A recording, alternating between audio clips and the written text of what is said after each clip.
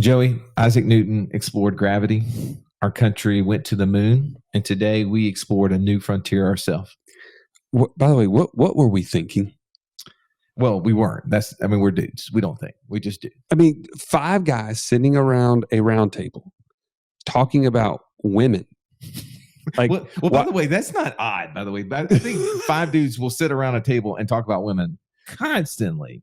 But in public, where it's recorded. Well, yeah, that was definitely probably a little ambitious on our part. And so much so that my wife is like, you're an idiot. Why would you ever get on there and talk about women and what they want or what they don't want? I was like, but you don't get it. We're talking about why they're better than us. In a positive way. Right. This is a good thing. She's like, no, that's going to be a bad idea. You need to get a woman's voice on that podcast. Oh, Megan, thank you so much. That was so brilliant. And I actually said, we have one. Joey's been on here from the beginning. Okay, that's not brilliant. So we ventured off the beating path today to try to give another angle of how infinite banking can be done differently and better. Well, as we know, men and women are different on purpose. God made them male and female. Exactly. And I think that today's is just a funny way to get the guys, the coaches, in an uncomfortable position. They were absolutely uncomfortable. I think we all were. So hopefully you'll enjoy this podcast. We bring on a coach, an actual coach from the softball field, somebody who's been onboarding our clients and helping you, many of you for years now. You'll recognize her voice. I won't give it away just yet. We'll wait till we bring her on just a second. But if you're interested in seeing how these guys can squirm, you must listen to this podcast. So Joey, let's belly up.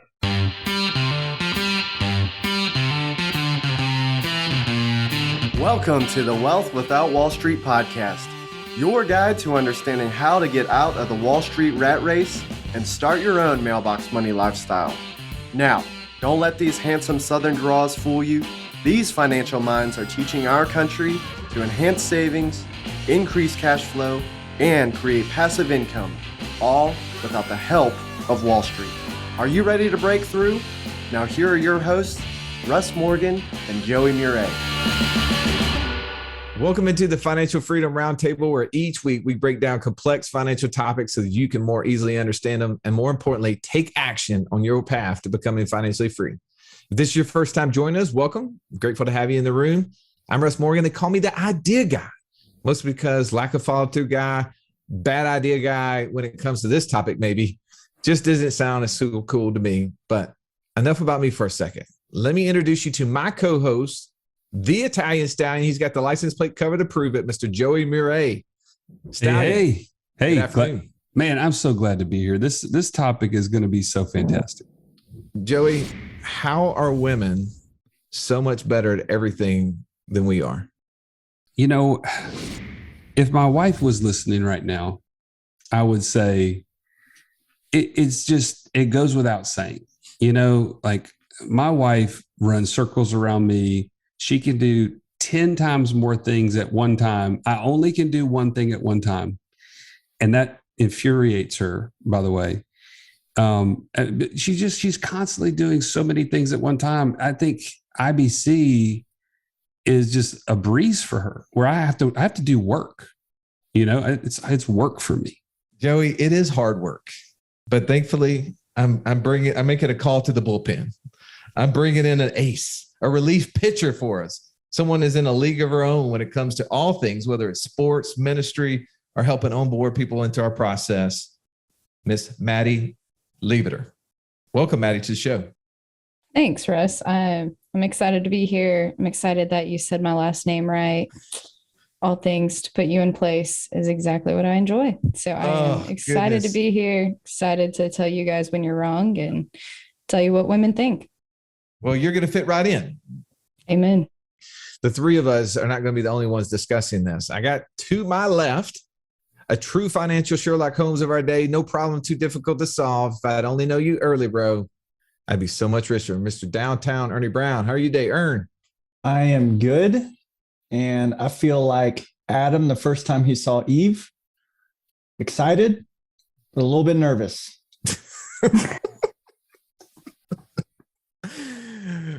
So that's how you're going to start today. Like today's topic, you're giving us the Adam and Eve reference. That's how I feel. Okay. Well, Makes sense. Let me go over to your right. Mr. Incredible's in the room today.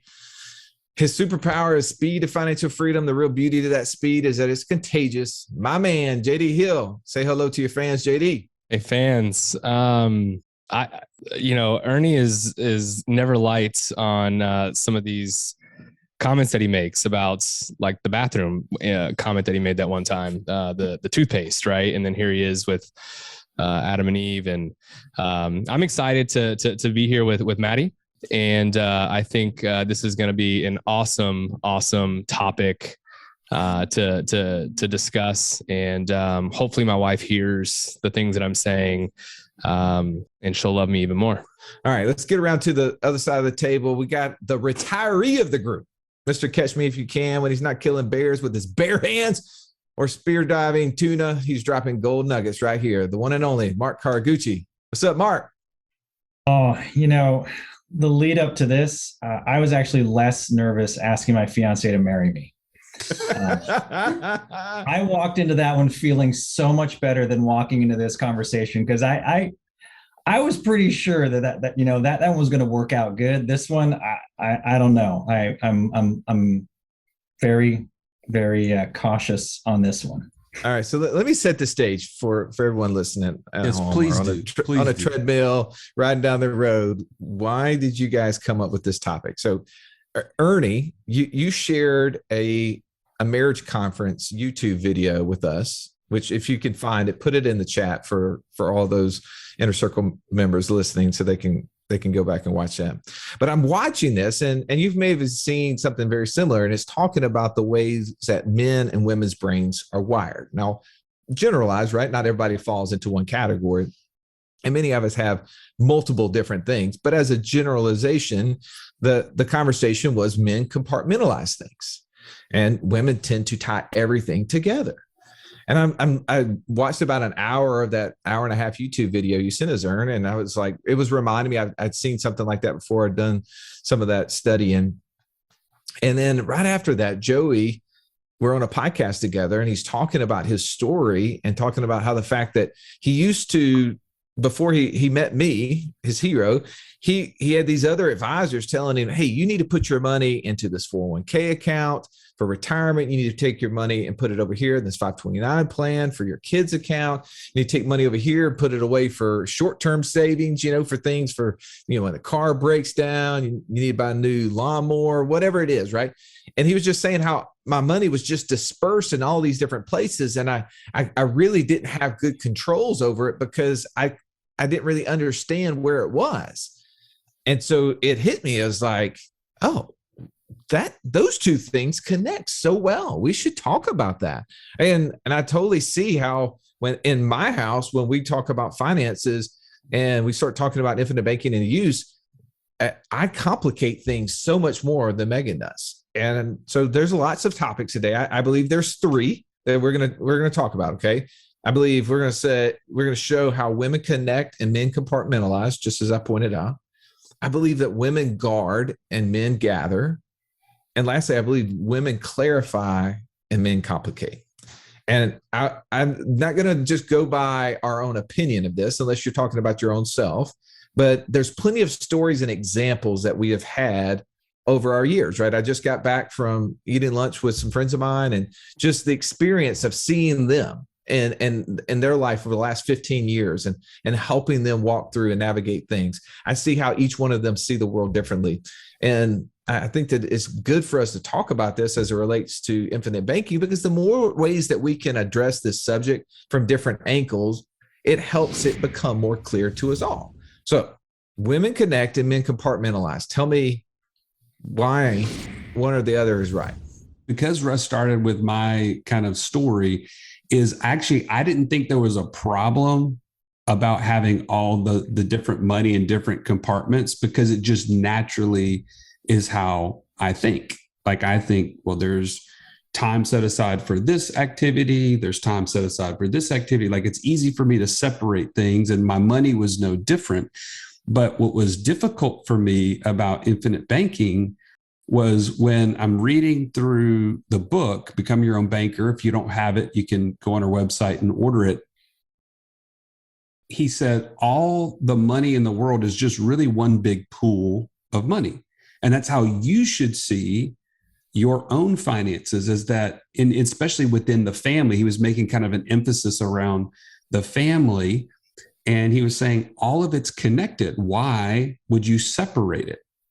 And honestly, I read that several times and I could not get my head around it. It seemed like this kind of really vague idea. I knew there had to be something behind it, but now years later, I understand that, man, our systems of where we put our money, like when I brought all that money from those different places into one location, all of a sudden, my eyes were open to opportunities I never would have seen while it was separated. Does that make sense? And so I see that women kind of naturally bring things together and see things connected. And I think that that's a reason why they probably can kind of grasp that so much easier than men. That's my hypothesis. All right, so really quick, I want to bring you into this, Maddie. So do you believe that women connect things and men compartmentalize things just in general? I would say, yeah, for the most part, we're thinking of how most of our world is connected to the things we're doing. And we're not thinking just one thing at it in its separate compartment. We are thinking, how do all these compartments connect to then understand how it all operates together? Yeah. I mean, so when I was watching that marriage video, right, Ernie, Joey won. He was talking about, this is not a win or loss yet. Just hang tight, right? This is not a one-shot wonder over there with Joey. And I don't know. We might give it to him. When I was watching that marriage video, it talked about men having a nothing box, right? Like we compartmentalize where we can allow things to roll off our shoulder just because we put it in our nothing box, right? But also then we forget where the nothing box is because it's all compartmentalized and it's not tied to any sort of emotion to us, right? Where when I'm talking to Megan about our kids, like she is forward thinking so far out in front of me as it relates to those things, like the things that should be important to me, but I've just compartmentalized them. I have to like go and work hard to get there. So I see the connection, and I see like when we're thinking about this, to me, this is an idea that should go 100 years, right? Nelson Nash would tell us we need to think 50 to 100 years into the future. We're not going to be here, but we need to act accordingly. And I think that my wife's so much better at doing that than I am. All right, Mark, tell me, in your words, why do you believe women connect and men compartmentalize? And give me a story or example that would prove it. Well, I'm going to hear your question and actually not answer it. So I think sounds great. I'm going to take it a little different because I was thinking about this. Women do a much better job of listening, and they take listening to another level, which is actually understanding what's coming in. And so I think a lot of times I'm going to go down that road, why women might be better at infinite banking as opposed to men in this vein. And I'm going to take it from the angle of actually sharing it, because we have a hard time. I'll speak for me. I'm extremely linear. I'm very compartmentalized. I see a target. I know how to get there. I can figure out how to solve that problem in my mind. And that's what I'm just going to go do. But I'm not necessarily listening to the tribe that's around me and hearing the concerns of what's happening around me versus, say, like my fiance, she can listen to her girlfriends, hear what's happening in their world and be like, oh my gosh, did you know about this thing here? And this is what Mark does. I really think it might be a good fit for you. And because there is that connection in that level of communication where women tend to listen a lot better. And so there's the emotional connection, right? Guys can be much more transactional with our relationships. And we don't necessarily get super bent out of shape over certain things. If we get, someone isn't listening to me, I'm like, whatever, they're playing on their phone, it's fine.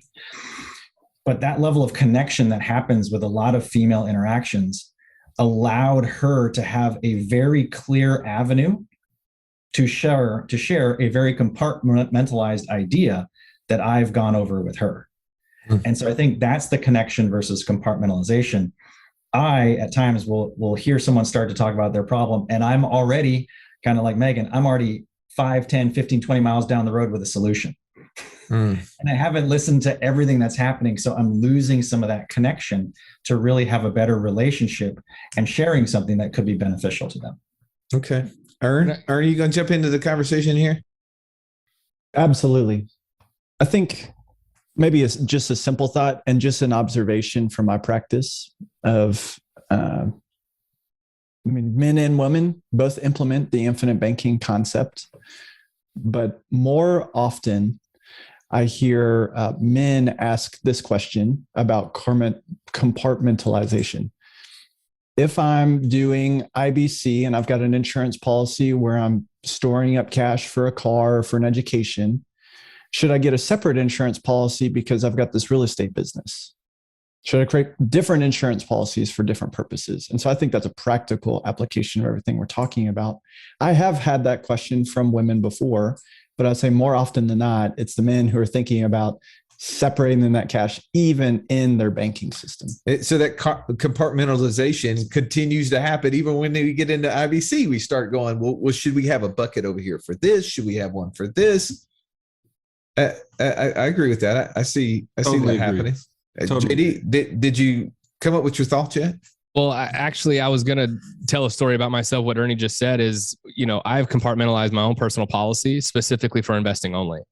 Like I don't want to use it for something else because I don't want to overcomplicate it. And in my mind, I feel like if I add something else into the utility of it, it makes another layer for me to have to manage rather than just compartmentalizing it into one thing. Whereas my wife doesn't look at it from that perspective. She's like, well, that's just all of our pool of capital. Like that's just all of our money that we use for whatever we want. So if I want to decorate the house or if I want to do a renovation, that's the money I'm going to use. And I'm like, no, sweetie, we can't use that money. We have to use something different, right? Because I've compartmentalized what we use our policy for specifically for the end goal that I have for it. Because I'm very focused on those types of things. Whereas my wife looks at it from a different perspective. So it took me a while. I had to listen. The way Mark was explaining, I had to listen to what everybody was saying. And I'm like, there it is. Yes, I am guilty as charged of compartmentalizing. All right. Second point here. Women guard and men gather. And I'll go first, give you guys a second just to think. In my observation here, at least in my house, I know the way it is in you guys, but I watch the mama bear at work. I watch like anything that, if there's a friend conversation, kids come home and she hears about somebody not being nice to one of them, like the claws come out, right? Like she is like guarding at all degree. And I tend to like roll off that because I'm not probably listening, as you said, Mark, and my mind is focused on gathering. I'm just like, just go out and go do stuff, right? That's the way my brain's thinking. And so here's my thought on why I believe women are better than us guys when it comes to infinite banking is that the tool underneath infinite banking that we use is what? Insurance. It's a life insurance policy, right? Yeah. Well, the key element behind that is protection. And I think as dudes, sometimes we have this Uncle Rico syndrome going on that we think that we're healthier, we're stronger than we really are. We're going to live a lot longer than we really are, right? Nothing's going to happen to us. But my wife is always thinking about that sort of stuff. She's always protecting. She's always thinking for the family and planning and doing things that I'm just naive to because, to be honest, my brain is off doing stuff that has nothing to do with that. And I think she is better at helping us think through how we set those protection layers in place, which is the basis behind infinite banking is making sure that we have a life insurance policy in there. Russ, I remember my dad specifically say to me, Joey, you gotta go to college. I don't want you to end up like me. And you know what my dad was saying is in order for things to change, things have to change. You can't end up just like me. Well, I think, we as parents, sometimes we take on the burden thinking about our kids and how we want something better for them. And we want to know, what will their future look like if I don't take action, if I don't do something different? See, in my house, I'm the role model. You're your kid's role model. And the buck stops with you. It's time to take action. If you're ready to take action, join us at wealthwithoutwallstreet.com/passport and get started on your own journey to financial freedom. All right, let's jump back into this episode. I'm going to agree with you on this, Russ. I actually think about the first time I even considered a life insurance policy was when I got married. And it wasn't me who brought it up. It was my wife. Well, don't you think we should get insurance? Like, that's the question, like, immediately. And I'm like, what do you mean? We have our cars insured. Like, what do you, we're renting a house or renting a little apartment, whatever. But that was one of the first things in her mind that we needed to make sure and do. And if it was left up to me, to your point, I would have been down the road, not even thinking about it, not considering it. And so that's my take on it. JD, what about you? Yeah, I will say, from that perspective, I agree completely. When I first got into this industry, it was on the other side. It was very similar to Russ, where it was traditional types of planning.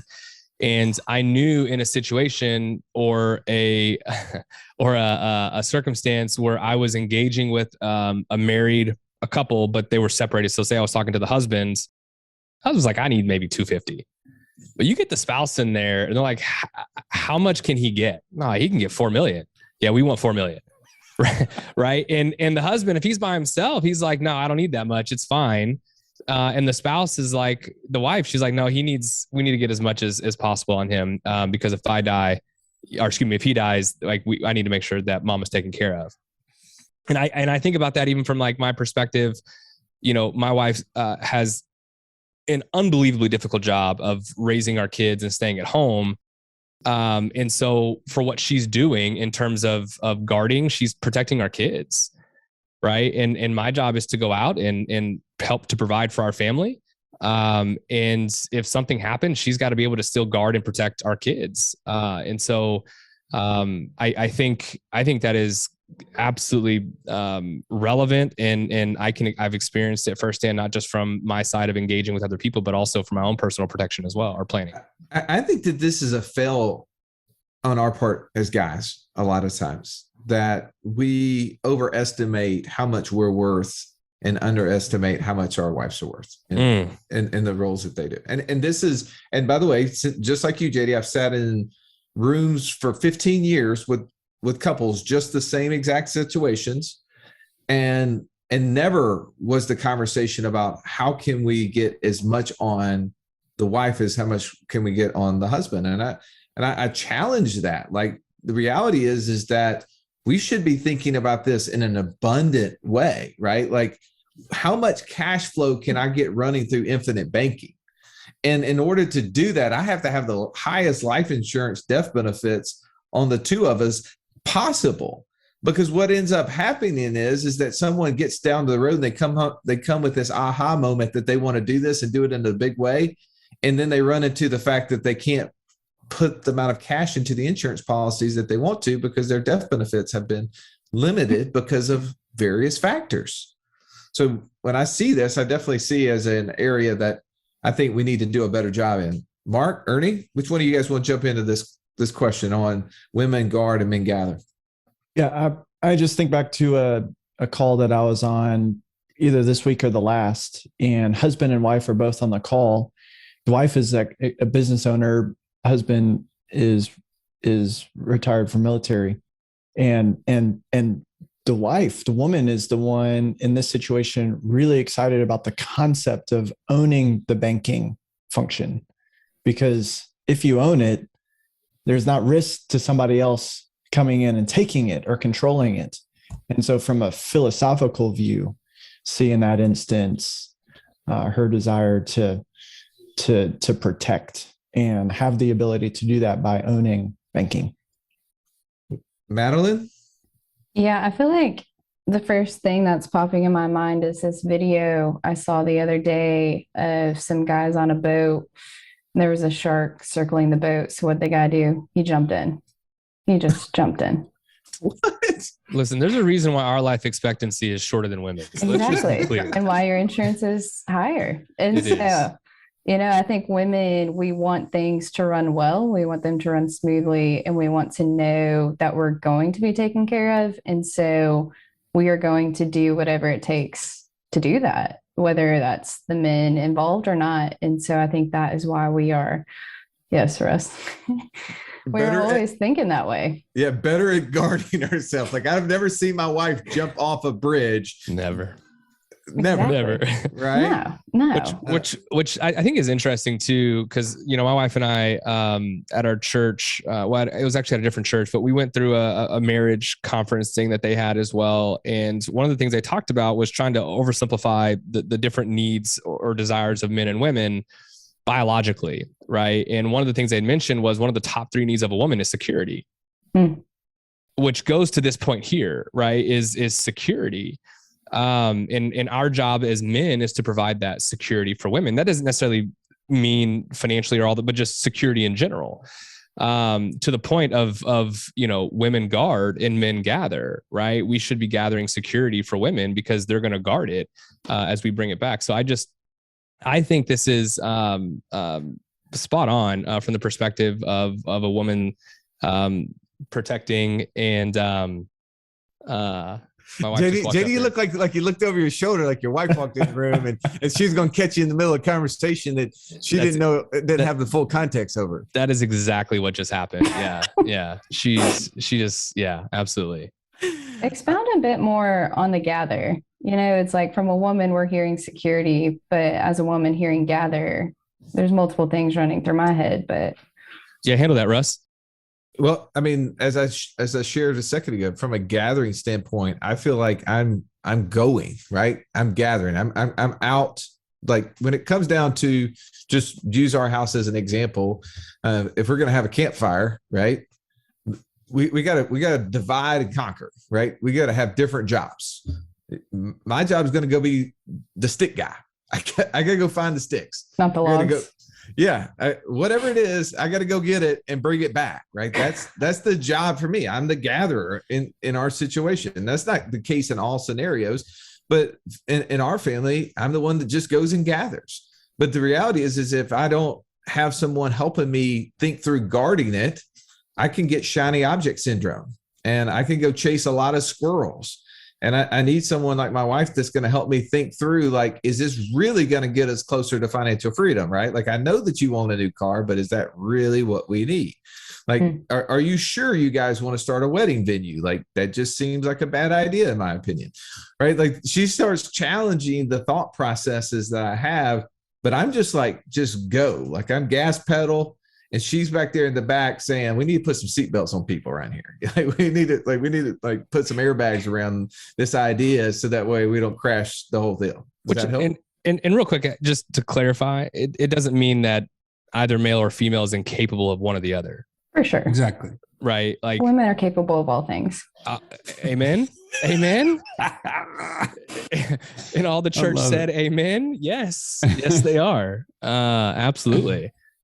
So I just for a point of clarification, I think it's important to note that this is not exclusive, right? Or an absolute. All right. So let's talk about clarification. So the last point here is women clarify, men complicate. Although I did just clarify. I mean, you can just stop there. Yeah. I mean, Joey, jump into that. I got a great story. Okay. It's as it relates to infinite banking.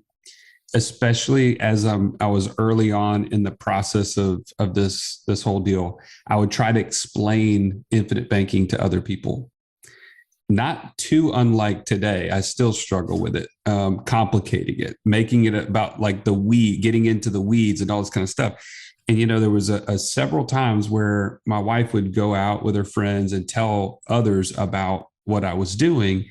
And she'd say, yeah, they think it's fantastic. They're going to be calling you. And I'm like, what do you mean? Like, I know she doesn't know the depth of things about this that I do because she's not in it every day. What did you tell them? And she would just say, well, I just would tell them how I feel about it. Like it literally is that thing that it's given me security to know that we have this coverage in place, that we have no kind of ups and downs in the market. It's just a steady, straightforward process that we get to use our money in two different places. And I was like, that's brilliant. Like what? She's like, it just gives me peace of mind. And I'm like, so she just made something, what I was making so complex, super simple. It's what does this do? What's the result of this process? Not, give me the weed. So that's my take on it. JD, Mark? Yeah. Ditto. No, I just had a call earlier with a very nice lady, and we were going through it, and I clearly did that. I mean, I went and took a easy breakfast omelet, and I turned it into a Rube Goldberg, which, if you're not familiar with that is, it's a collegiate contest to see how complicated you can make something like cracking an egg. You get 250 steps to cracking this egg versus just cracking the egg. It's a Rube Goldberg. But that's such a great thing, right? Is we can take something super simple and make it overly complicated, when really, when you take a look at IBC, it's not super complicated. And I'm actually going to go ahead and kind of round out my take on this here. Is we alluded to a little bit earlier, but I don't actually think that men are better at IBC, and I don't actually think that women are better at IBC. I think you want to change that? Go, Mark. Go. I'm going to stick with it because it's your mindset. And I don't care what your gender has nothing to do with how successful you are at IBC. It's your mindset. It's how you choose to be open to hearing ideas, how open you are to implementing and trying things, and then following through with what works. And whether you're a man or a woman, like we said earlier, it is not dependent upon that. You can learn new habit patterns. You can learn new ways to look at the exact same problem. And so take the good and the bad from both sides, look at it, evaluate it, and then just pull out the best, which is what we do when we build your policy. We use term and we use whole life. Neither of them is inherently good or inherently bad. But if I can pull out the best of each of them and put it together, wouldn't you rather have the best of both worlds? Ernie? Yeah, I agree with Mark, but I'll take the opportunity to brag on my wife a little bit in terms of her continuing to bring clarity to our stuff. I would say at least once a month, I got one of these sticky notes on my desk where she's asked me to sit down and just write out with her where all our stuff is at. Because it's not like we log in on the bank accounts and see what cash is in insurance policies and where the loans are. And she's consistently wanting to bring clarity to where our stuff is, where I'm more comfortable to operate with a loose idea. And maybe that's to me complicating this stuff. And so I'm really grateful to have a woman in my home to help bring focus to that clarity. You got to get Maddie's take on this. Interesting. Yeah, I think from my perspective, a lot of this is what is motivating you behind why you're needing clarity, because from what it sounds like, and a lot of the people and that we've worked with, a lot of men, it gets complicated because they don't want to do something wrong. They just don't want to fail. They don't want to choose the wrong thing. And I feel like a lot of women are pushed by how to do the right thing. And so it's not where like we are afraid to fail. We just want to do the right thing, move forward, keep pushing forward. And the way you do that to get to a goal is clarity, because you can't see the goal if you're not clear. And so we just operate in a way to continue creating that vision and being able to see it fully. I love that. I love the simplicity to this. And we asked a lot of questions in the community to get people's take on this. And there was many, right? One of them was, my wife's just smarter than me. And I think there's a lot of like echo in that throughout the part. And I've known that from the very beginning, that my wife was way smarter than me. She was the one trying to teach me calculus in college. And I was not listening, Mark. I was occupied with other things. But the clarity in which you can communicate the conversation, right? I say this all the time, that I have the gifting of complicating the simple. And I think that is an issue as we're trying to share this with other friends. Like, what is it that we're really sharing? Are we sharing all of the aspects in which it can do and how it works, which confuses people? Or are we saying it's simply a tool that allows us to become financially free and protect my family? Oh, well, what's that like? Right. And when I start trying to explain things to my kids, I have to start breaking down, and I'm like, oh man, I'm complicating this way too much. But yet I listen to my wife explain super complex issues with my kids in a very simple way. And so that's the area in which I'll just continue to give women props, and us men, we could do better. And as you said, Mark, this is not a gender issue. I brought it up because I feel like it's a hot topic, right? I mean, right now, this gender thing's all over the place. So I knew that we'd get some clickbait on this, but I knew more importantly, it's just a different way to think about it. All these things we have the ability to be successful in, and for every, weakness is a strength somewhere else. And for every strength, there's a weakness on the opposite side. And thank you, Maddie, for coming in and playing referee, for giving Joey something to be excited about. You told him he won earlier. I don't know what he won, but I'm grateful that you came, and thank you for sharing your point of view. Glad to have you. Final take for this podcast. I'll let you go first.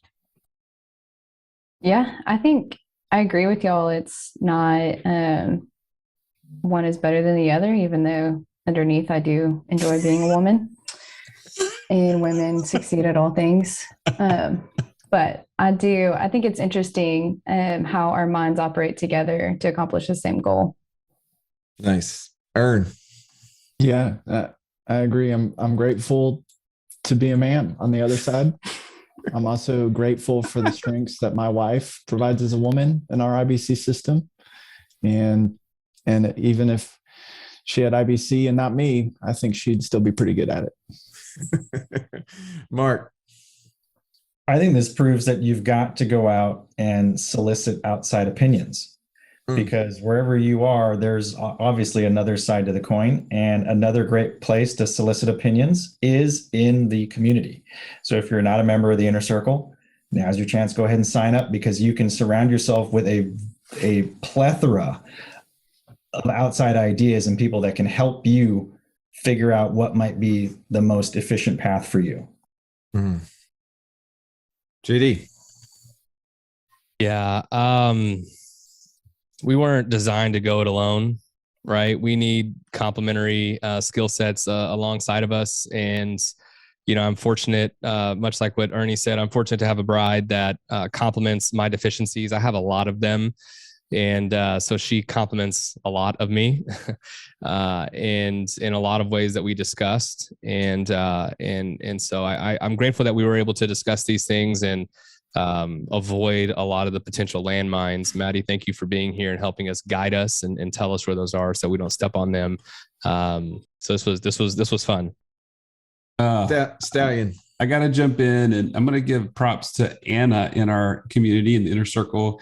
She said that there's value in focusing on one thing at a time, but also seeing the connection and the wholeness of things, and both are needed.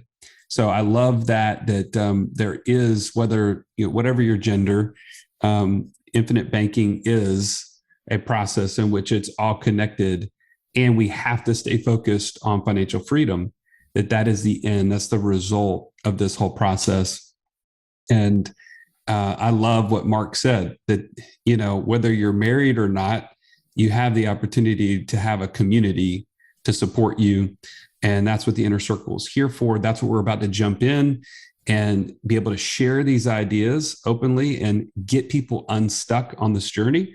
So if you haven't already, go to wealthwithoutwallstreet.com/inner circle, or just set up a call with one of our coaches and they'll walk you through the process of becoming a part. I've not heard this many ums and so's in our podcast. This just tells you what a difficult topic we tackled today. I'm so excited. This just makes me happy to see you guys sweat. And I did too, right? Like, because I want to be cautious. I don't want to say something that would offend. But I hope that you guys know we did this in good faith and good humor along the way. And if we said something off, give us a little grace. We're just dudes plus Maddie. With that, thank you for listening. As always, have an amazing day. This has been the Wealth Without Wall Street podcast. Don't forget to subscribe to the show to break free of the Wall Street mindset and begin building wealth on your own terms in places you understand so that your wealth will never run dry. See you next episode.